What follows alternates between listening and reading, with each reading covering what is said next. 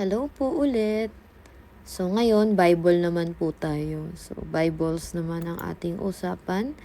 So paano ba tayo mag-a-add ng Bible book? So for example, wala pa tayong Bible book. So dalawa yung add nito. Ito po dapat ang pipiliin natin, download. So import natin yung Bible. So ang maganda po dito sa OpenLP, meron siyang Bible Gateway. So ang format po dapat ay web download para makapag-download tayo ng Bible. And then, pindot po natin yung download Bible list. Ang location naman po na usually na ginagamit ko is Bible Gateway.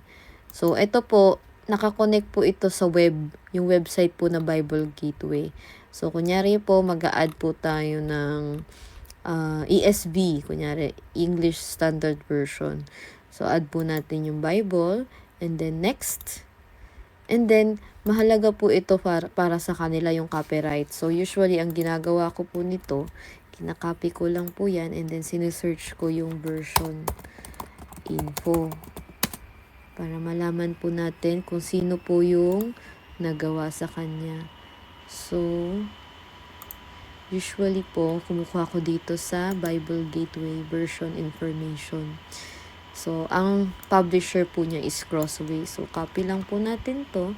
And then, yan, yung copyright po niya is Crossway. And then, next po natin.